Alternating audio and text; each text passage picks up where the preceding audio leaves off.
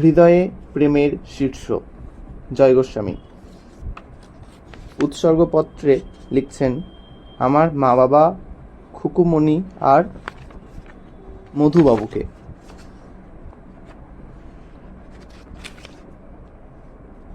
ভূমিকাপত্রে লিখছেন রবীন্দ্রনাথ প্রেম অথবা কেন কবিতা লিখি বিষয়ে এই গদ্য রচনাগুলি লিখিয়েছিলেন শ্রী সাগরময় ঘোষ।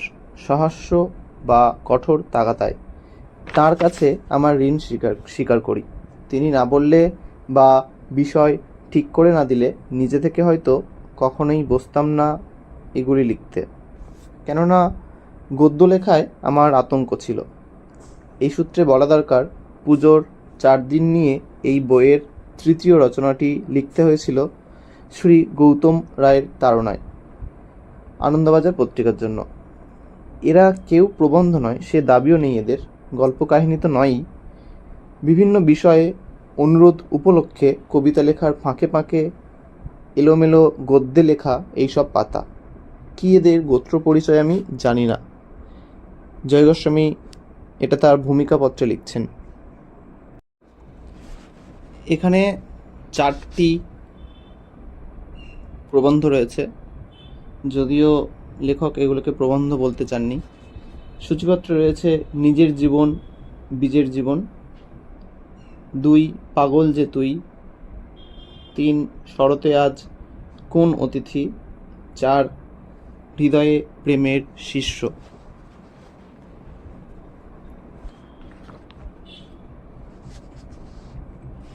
প্রথম অধ্যায় শুরু করব, নিজের জীবন, বীজের জীবন। জীবনের প্রথম কবিতাটা লিখেছিলাম আমাদের শিলিং পাখাটা নিয়ে, সেই দিনই দ্বিতীয়টা। কি নিয়ে মনে নেই।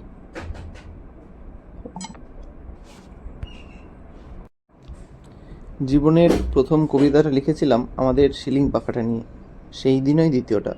কি নিয়ে মনে নেই। সেই থেকে 3-4 বছর ধরে আরও সব ছাইভস্য লিখে গিয়েছিলাম। কেউ জানতো না, ছাপার প্রশ্নই ছিল না। তবু কেন যে লিখতাম ভগবানই জানেন। ছোট্ট থেকেই ভগবান মানতাম খুব। পা কেটেছে, মায়ের স্কুলের বাহাদুর জোর করে ধরে ইঞ্জেকশন দিতে নিয়ে যাচ্ছে, মনে মনে বলছি সকালে ঠাকুরের শিশি থেকে বাতাসা চুরি করেছি, এ তারই শাস্তি। ভুগতামও খুব। এই হুপিং কাশি হলো তো ওই ফোঁড়া বেরোলো সারা গায়ে। এই টাইফয়েড থেকে উঠলাম, ওই হলো আরেকটা কি। লেগেই থাকতো। মা চিরকালই আমায় নিয়ে দুশ্চিন্তা করেছে, মৃত্যু পর্যন্ত। স্কুলে প্রতি বছর নষ্ট হতো আমার, পড়াই হতো না, পরীক্ষা দেব কি। পড়ার বই ছুঁতাম না, পড়তাম চাঁদের পাহাড়, Robinson Crusoe, Nanak, Tom swear, হিমালয়ের ভয়ঙ্কর বেতাল পঞ্চবিংশতি, আরও কত কি। মা ছিল স্কুল টিচার, বাড়িতে খাতা দেখতো, রান্না করতো, রুটিন করতো, পড়ে শোনাতো আইভ্যানহো, বলাই, ছুটি, আমাটির ভেপু। ঘুমিয়ে পড়তাম শুনতে শুনতে। একদিন ঘুম ভেঙে দেখি আমাদের 2 ভাইয়ের মাঝখানে মা জেগে বসে আছে অন্ধকারে। কোনো দিন সারা রাত জেগে থাকতো। কি ব্যাপার না, যদি বাবাকে দেখা যায়। তখন সদ্য পিতৃহীন মা পরলোক বিশ্বাস করত, অথচ ভূতে ভয় পেত না।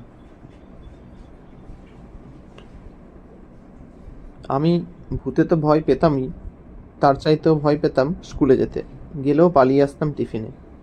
ছেলেরা খ্যাপাতো খুব, বলতো এই পাগলা আইসক্রিম খাওয়া, বলতো হেডুর ছেলে। তাছাড়া পড়াও পারতাম না। ভয়ে একদিন প্যান্টে হিসি করে ফেলেছিলাম।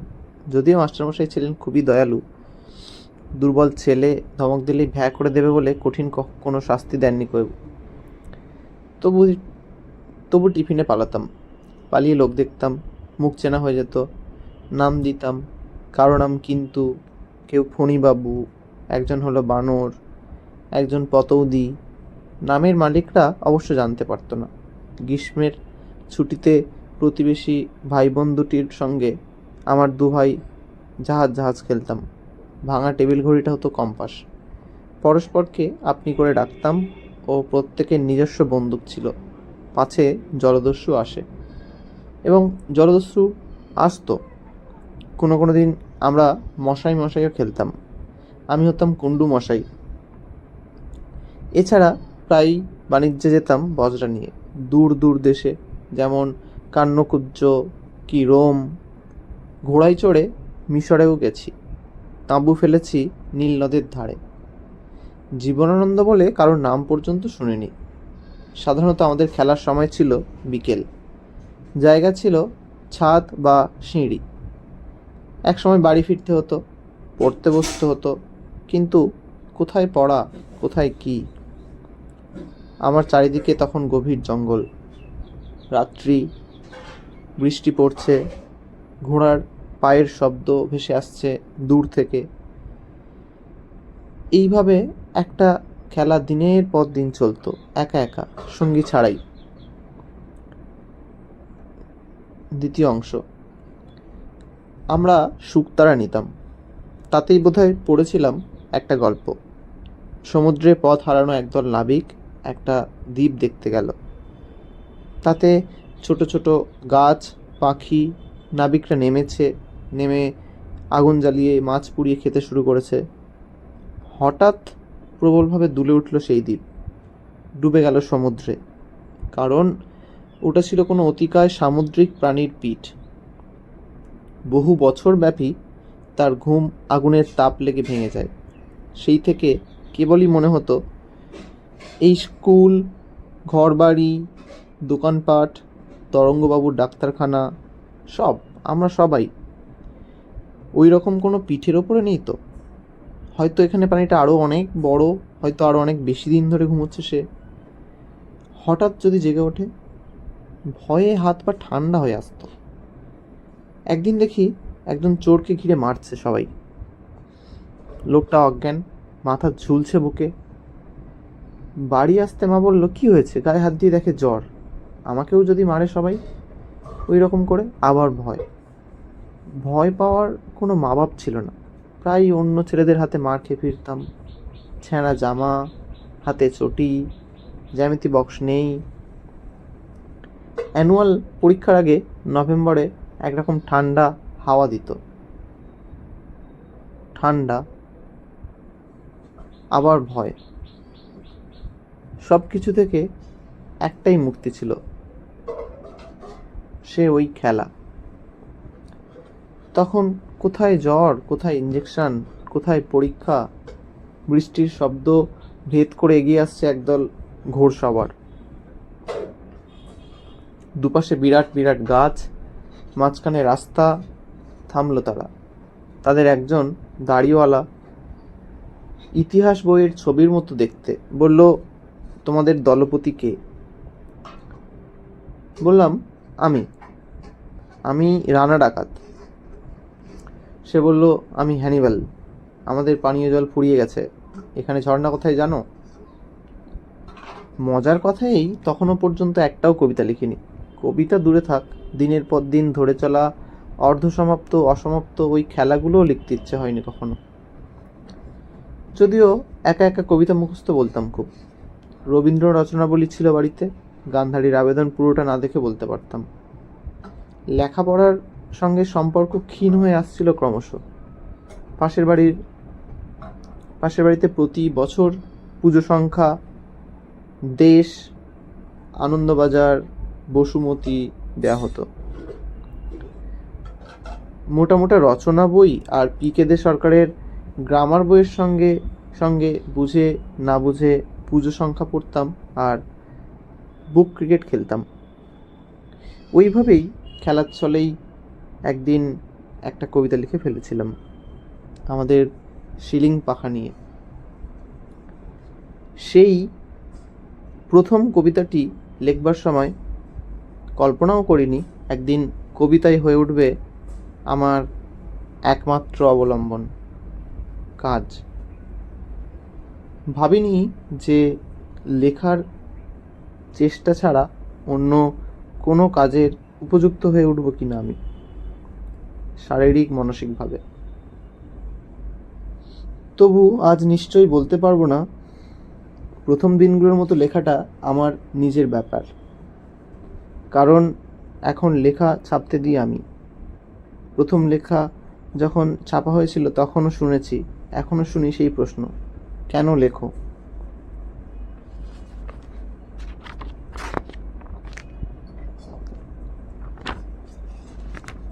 এর নিশ্চিত কোনো উত্তর কি জানি আমি? যতবার এই প্রশ্নের দিকে তাকাই ততবারই ভেসে ওঠে পরপর সব ছবি, কোনোটা ব্যক্তিগত জীবনের, কোনোটা চলমান এই জীবন স্রোতের।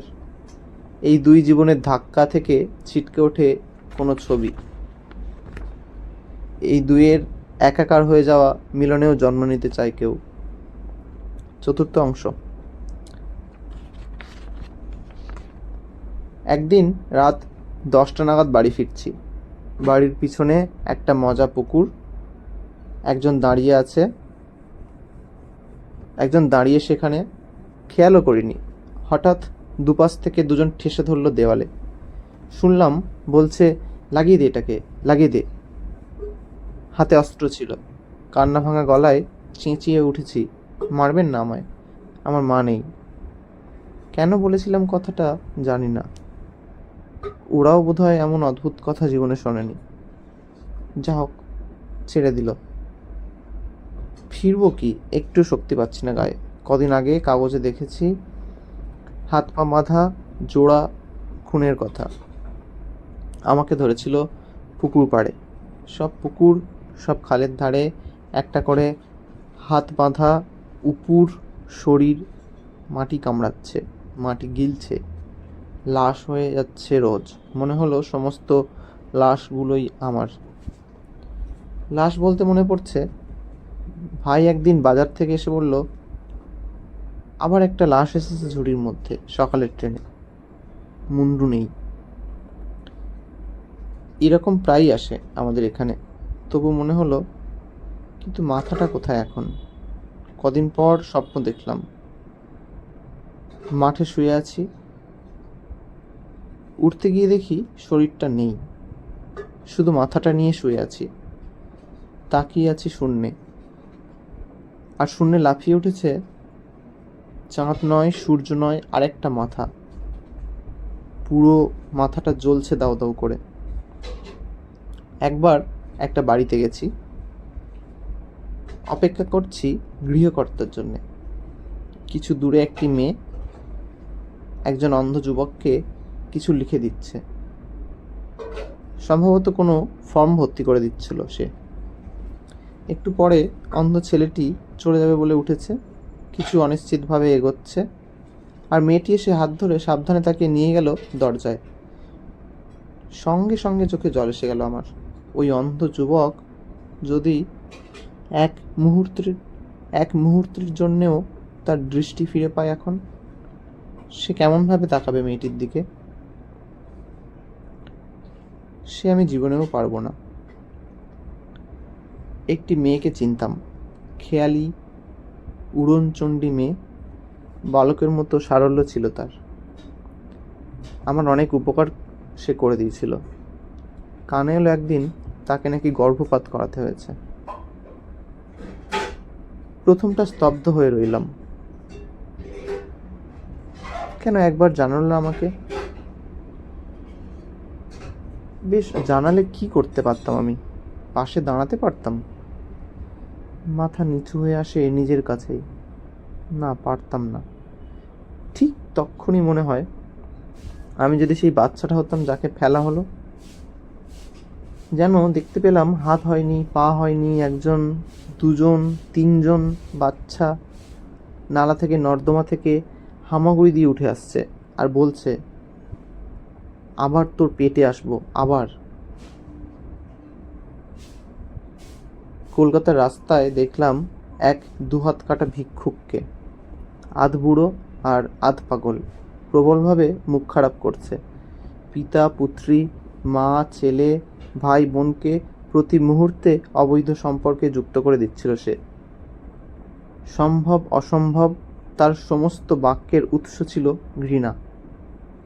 লক্ষ্য ছিল ভদ্রলোকেরা। গায়ের মধ্যে কেমন করে উঠল আমার।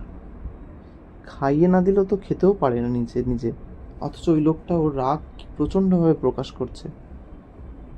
আচ্ছা, ওকে কেউ ভালোবেসেছে কখনো?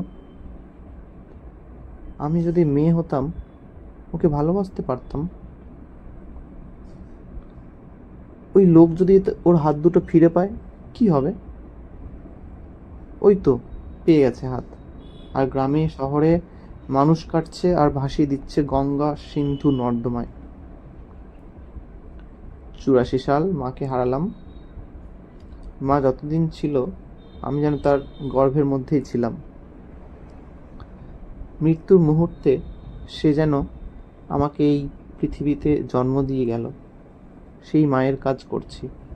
নদীর ধারে 10 পিণ্ড দিতে হচ্ছে, 10টা কালো মাটির তাল, 10টা মাথা যেন মুণ্ডিত, জলে ফেলে দিতে হবে। কোথায় যাচ্ছে এরা? সময় কি সেখানে শেষ হয়ে গেছে, নাকি সেই দেশে সময় শুরুই হয়নি? 10টা মাথা, মহাশূন্যে নিক্ষিপ্ত 10টা গ্রহ ঘূর্ণায়মান। সেই বছরই কয়েক মাস পরের কথা। চূড়ান্ত অভাবের মধ্যে দিন কাটছে। আমরা 2 ভাই, কারোর কোনো উপার্জন নেই। মাসের পর মাস অনাহারের সামনেও দাঁড়িয়েছি। সেই সঙ্গে পাল্লা দিয়ে আমি আজ অসুখে পড়েছি, কাল উঠছি, পরের দিন আবার এই চলছে। একদিন রাস্তায় দেখি বক্তৃতা চলছে, মাইকে ভিড়, কারণ সামনেই ইলেকশন। ইন্দিরা হত্যার পর, দিল্লির দাঙ্গার পর এক দাদা চিৎকার করছেন তার স্বরে দেশের অবস্থা নিয়ে। অশিক্ষা, অপুষ্টি, অনাহার, অভাব। ধাক্কা লাগলো। আরে এ তো আমার কথা বলছে। অশিক্ষা, অভাব, অস্বাস্থ্য, এ তো আমার নিজের জীবনের কথা। তার মানে তাহলে কি আমি মানে গোটা একটা দেশ? পঞ্চম অংশ। স্বীকার করব, আমি জীবনী লিখতে চেষ্টা করি। এই পৃথিবীতে, পৃথিবীর বাইরেও আমার জীবদ্দশায় যা কিছু ঘটেছে, যা কিছু ঘটছে, যা কিছু ঘটবে, সবই আমার আত্মজীবনী।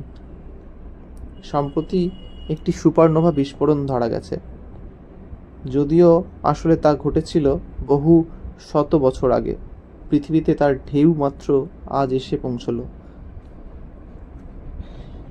তবু আমার মনে হয় এই পুরো সময়টাই যেন আমার আত্মজীবনীর অন্তর্গত হয়ে গেল, যেন এই ঘটনা আমার জীবনের রচনাকালের মধ্যে আছে।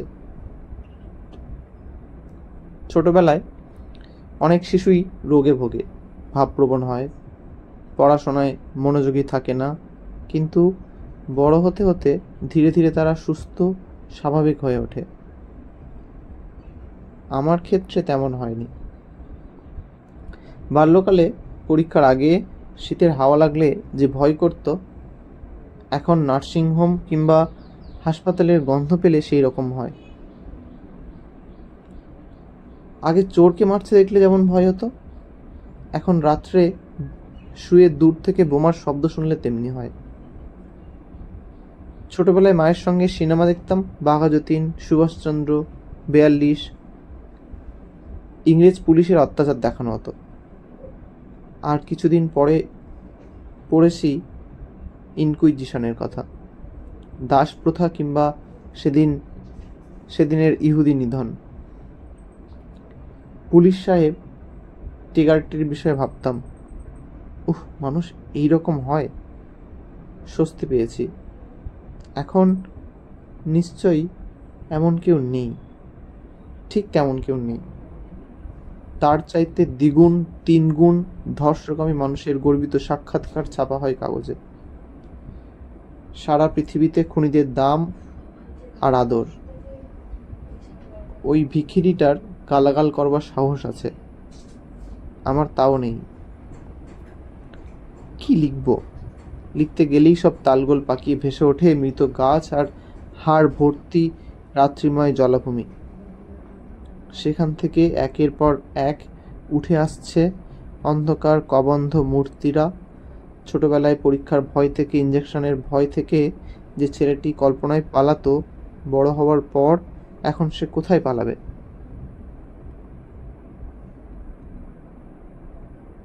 ষষ্ঠ অংশ। পালাবে না, বরং মুখোমুখি দাঁড়াবে। বেরিয়ে পড়বে রাস্তায়। বাচ্চাকে স্কুল থেকে নিয়ে যাচ্ছে মা, মেয়ে বুড়ো বাবাকে সাবধানে রিক্সা থেকে নামাচ্ছে। অফিস বাবু প্রায় ছুটতে ছুটতে কানে রেডিও ধরা ছোকরাকে জিজ্ঞেস করলো, কারা ব্যাট করছে?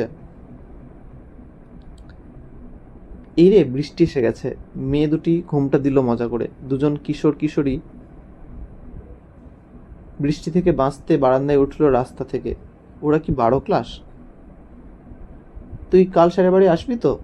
আমি দাঁড়াবো কিন্তু। প্যাকিং বাক্সে চাকা লাগানো গাড়ি, যাত্রীসহ ঠেলতে ঠেলতে হু হু করে উধাও হয়ে যাচ্ছে। একেবারে রাস্তার বাচ্চা কাচ্চার দল। পেছনে পেছনে একটা কুকুর। পালাবে না, কিছুতেই এসব ছেড়ে কোথাও পালাবে না। কিছুতেই এসব ছেড়ে কোথাও পালাবে না তুমি, যতদিন না মৃত্যু আসে। সপ্তম অংশ। মৃত্যু, সমস্ত ভয়ের উৎস মৃত্যু। কোথায় মৃত্যুর দেশ? এখন 1988। কোথায় থাকবো 2088-তে? 1888-তে কোথায় ছিলাম? পড়েছি স্মৃতিতে নাকি গর্ভাবস্থাও ধরা থাকে। যোগীরা মনে করতে পারেন। আমার তো 3 বছর বয়সের কথা মনে আছে। আর একটু এগোলেই কি, কোথায়? ওয়াটার ব্যাগ, প্রলয়পথী জলে বিষ্ণু, পুরাণ থেকে আরো পুরাণ, শতাব্দীর পর শতাব্দী ধরে বৃষ্টি পড়ছে। আমি তখন কোথায়? একদিন সেই বৃষ্টি থামলো। তারপর একদিন মেঘ ভেঙে আলো নামলো। দেখা গেল পৃথিবী তখন বিরাট একটা জল ভর্তি বাটি। মধ্যে মধ্যে শুধু দ্বীপ জেগে আছে। স্পষ্ট দেখতে পেলাম সেই আদি জল থেকে সমুদ্র জাগিয়ে তুলছে প্রাণ। প্রাণ মানে আমার শরীর, ভাসিয়ে তুলছে ভবিষ্যতের দিকে। 2 হাত ছড়িয়ে যায় 2 দিকে। একটি হাত চলে যায় জন্মদিন পেরিয়ে, অন্য হাত মৃত্যু ভেদ করে চলে যায়। মধ্যে এই কেন্দ্র, এই জীবন। এই যে তুমি শুয়ে আছো মাঠে, মাথার ওপর রাত্রির আকাশ। এই যে তুমি প্রত্যেক বীজের কাছে পাঠিয়ে দিচ্ছ নিঃশ্বাস। এ তো শুধু জীবন আছে বলে সম্ভব। ওই তো মঙ্গল, ওই তো শুক্র। আরও সরে এসো, আকাশের একেবারে মাঝখানে যেন ওই যে ঝাপসা কুয়াশার মতো বিন্দু বিন্দু, ওই তো নীহারিকা পুঞ্জ। সূর্যের কত গুণ বড় জানি না, অকল্পনীয় দূরত্বে আছে। আর এই শক্তি উদ্গীরণ করছে প্রতি মুহূর্তে। এ তো সত্যি, সজ্ঞান সত্যি। যেমন এই ঘাস, ঘাসের নিচে মাটি, মাটির নিচে জল, জলের নিচে কয়লা গাছ, তার নিচে চলমান প্লেট, তার নিচে কেন্দ্র, সেই ফুটন্ত লৌহ ধারা। একটি ভেদ করে পা ডুবে যায়, পৌঁছে যায় সেই কুণ্ডে। মাথা আকাশ ছাড়িয়ে চলে, মাথায় লেগে তারা ছিটকে যায়। কে সে? ভগবান নাকি দানব? সেই সময়ের আত্মা, সেই সৃষ্টি শক্তি, যার মাথার ওপর আগুন, যার পায়ের তলায় আগুন। এই দুইয়ের মধ্যে সে ধরে রাখে জীবন, তার নিজের জীবন, তার লক্ষ লক্ষ বীজের জীবন। এতক্ষণ ধরে যা বলে চলেছি, বোধহয় এরই মধ্যে রয়েছে আমার লেখার কারণ। কখনো এর যে কোনো একটি, কখনো সবগুলোই একসঙ্গে। আমি নিশ্চিত করে কিছু বলতে পারবো না। নিজের সম্পর্কে এই যে এত সব বলছি লজ্জাহীনভাবে, এরও কারণ আমি কোনো তত্ত্ব জানি না। অভিজ্ঞতা আর অনুভূতির উপর নির্ভর করে নিরুপায় হয়ে পৃথিবীর যে কোনো ঘটনাই আমার অভিজ্ঞতা হতে পারে, যে কোনো মানুষের অনুভূতি আমার হতে পারে। আমি কখনো সমুদ্র দেখিনি, পাহাড় দেখিনি, ঝর্ণাও নয়। ট্রেনে বা বাসে করে বেড়াতে যাইনি দূর দূর জায়গায়। যখন কোনো ফিল্মে দেখি বন, পাহাড়, ঝর্ণা, সমুদ্র কিংবা বইতে পড়ি, তখন প্রাণপণ টেনে নিই নিজের মধ্যে। শরীর আগের চেয়ে ভালো এখন, তবু মাঝে মাঝে এমনও হয় দিনের বেলা বেরোতে পারি না সপ্তাহের পর সপ্তাহ। রোদ লাগবে, জ্বর আসবে, স্নান করতে পারি না। জানলা দিয়ে দেখছি রাস্তার কলে একজন বালতি করে হুড়মুড় করে জল ঢালছে গায়ে, কিংবা মাথা মুছতে মুছতে খালি গায়ে বাড়ির দিকে হাঁটা দিল। ওই লোকটা তখন আমি। ওই স্নান তখন আমার লেখার কারণ। আবার একদিন দাঁড়িয়ে আছি গ্র্যান্ড হোটেলের নিচে, সামনে রাস্তা, কোমরে টায়ার জ্বালানো একটা লোক, পা নেই, পিঠে ঘষে ঘষে এগোচ্ছে, হাতের কুড়োটা ঝনাত করছে একবার, তার মুখের পাশ দিয়ে চলে যাচ্ছে জিন্স পরা পা, শাড়ি পরা পা, ধুতি পরা পা, চুড়িদার পরা পা। মুখ তুলতেই দেখছি যুবক যুবতী উড়ে যাচ্ছে স্কুটারে, চুল উঠছে, উল্টো দিক থেকে ঝমঝম এগিয়ে আসছে কুষ্ঠরোগীর দল। দাঁড়িয়ে আছি আমি, সামনে দিয়ে ঝাঁকে ঝাঁকে মানুষজন, কত রকম জামা কাপড়, কত রকম জীবিকা, উঠে পড়ছে বাসে, গাড়িতে, অটোতে, ছুটছে। কোথায় চলেছে এই জীবন স্রোত? মনে হয় ধরতে হবে এই প্রবাহকে। মনে হয় ধরতে হবে এই প্রবাহকে, কারণ আমিও তো এর একটা অংশ দাঁড়িয়ে আছে, একটা ছুটে যাচ্ছে এর সঙ্গে। কোথায় কোথায় সেই আদি জল থেকে উঠে জেগেছিল একদিন, আবার কি সেখানে ফিরে যাব? জানি না, ধরতে হবে এর পুরোটাকেই। কাগজ কুড়ানো বাচ্চা একটা কুকুরছানা কোলে তুলছে, সামলাতে পারছে না কিছুতেই। এই কি করবি ওটা নিয়ে? পুষবো। ওর চোখ মুচকে একটা, সেটা আবার চায়ের দোকানে কাজ করে। টিফিন করছে বেঞ্চিতে, হাফ পাউরুটি আর চা। সামনে একটা ছাগল, তাকে খানিকটা রুটি ছিঁড়ে দিল। পারবো, আমরা নিশ্চয়ই পারবো একদিন, কারো কম থাকবে না, সবাই ভাগ করে খাবো। জানি শক্ত, জানি অসম্ভব প্রায়, জানি পৃথিবীতে শুধু ঘাতকদের হাতে, জানি পৃথিবী শুধু ঘাতকদের হাতে। হয়তো অস্ত্র কেড়ে নিজেদের হাতে নেওয়া ছাড়া পথ নেই। তবু স্বপ্নে সমস্ত সম্ভব, কবিতায় সমস্ত সম্ভব। বাড়ি বাড়ি টিউশনি করে বুড়িদি, মা ছাড়া কেউ নেই, নিজেই বাজার করে, রোগা কালো দাঁত উঁচু। ওর বিয়ে হবে না সবাই জানে, ওই তো মুড়ি কিনেছে এখন, চোখের নিচে কালো। ভাবনা নেই বুড়িদির জন্য ছেলে দেখবে আমরা, বর খুঁজে আনবো ওর। ঠিক সম্ভব, কবিতায় সমস্ত সম্ভব। শুধু পাঠক স্বীকার করব, এখনো পর্যন্ত সত্যিকার কবিতা দূরে থাক, তার ছায়াকে পর্যন্ত ধরতে পারিনি। হাল ছেড়ে দিইনি তাই বলে, মানুষকে তো হারলে চলবে না, সবাই বকাবকি করে, যার কিচ্ছু হয় না সেই শুধু কবিতা লেখে। বেশ, তবু স্বীকার করতেই হবে, সে তো মাথা তোলবার জন্য লেখে, সে তো বেঁচে উঠবার জন্য লেখে, ভালোবাসবার জন্য লেখে। এটি দেশ পত্রিকায় প্রকাশ হয়েছিল 27 ফেব্রুয়ারি 1988। পরবর্তী অংশে পরের প্রবন্ধগুলো থাকবে।